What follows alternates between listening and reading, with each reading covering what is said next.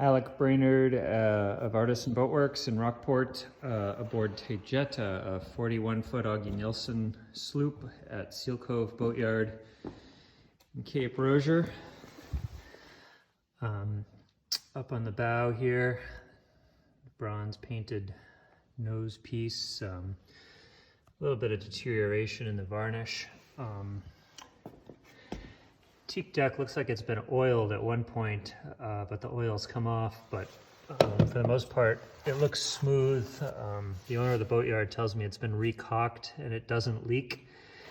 A couple of bungs popping out, some screws close to the surface, so it'll need a little work, probably a good hard sand, reset a few fasteners, but definitely still serviceable. Throughout the boat, the varnish is in better condition than I thought, I guess is an easy way to put it. I think minimal 2 maintenance coats to get through the season.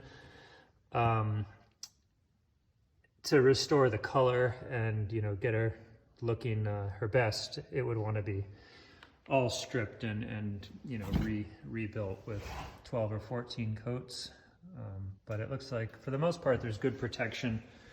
I don't see any immediate signs of bare wood or, flaking or lifting, anything of that nature. Modern aluminum spinnaker pole. These vinyl coated wire lifelines should go.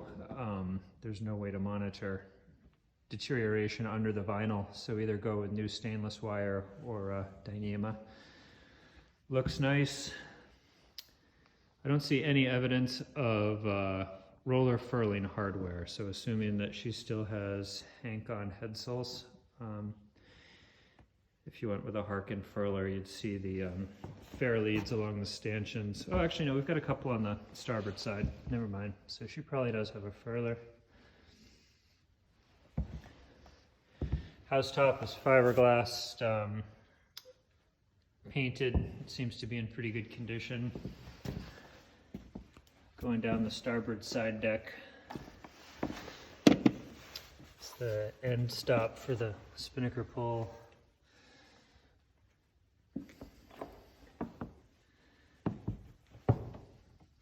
Everything looks pretty consistent.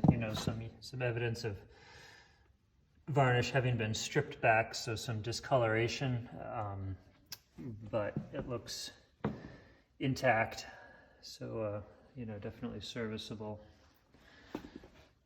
Roller fair lead for the Genoa, boarding gates on both sides. It's the winch for the centerboard, garage for keeping the water out of the hatch, day anchor. It's an interesting round port light hatch. Not the prettiest. Back in the cockpit, her winches are older, flat handle forward, star drive aft, but no self-tailers. So I think upgrading the winches would probably be worth doing sooner than later. She's got some older wind instruments, depth gauge, reportedly all working. Over on the port side, we've got her boom, aluminum round section, some corrosion. The mast isn't accessible at this point, but I'm told it's in pretty similar condition. Serviceable, but some surface corrosion, so let's say the rig is due to be stripped of its hardware and then refinished. This is an old style roller furling boom. Nobody uses that function anymore, but that's the hardware that's on it. The little smokestack for the heater down below.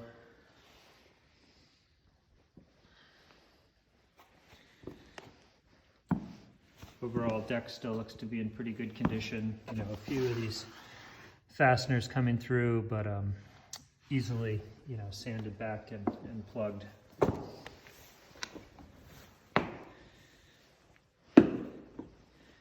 Aft deck, nice wide aft deck, tons of real estate back there with the sloop rig.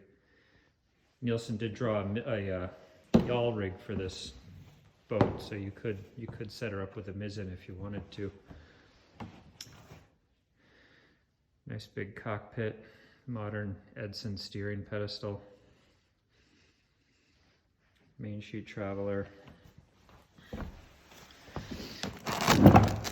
Nicely, you know, varnish back here, consistent with everything else. Some discoloration from spot stripping, but serviceable. Lazarette hatch, little solar vent on top. Backstay foundation. And have a look inside the lazarette.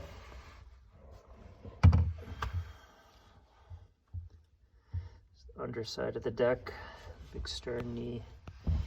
This boat was built with laminated frames, which is really the best case scenario. Double planked. You can see the back fasteners attaching the inner layer of planking to the outer. Looking up at the underside of the deck.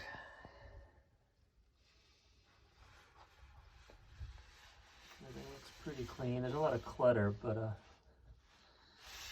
don't see any sign of anything concerning, really. Yeah, go forward into the cockpit. Looking at the inside of the hull, looking back into the lazarette. Really nicely beveled laminated frames. Inside of the planking's all clean.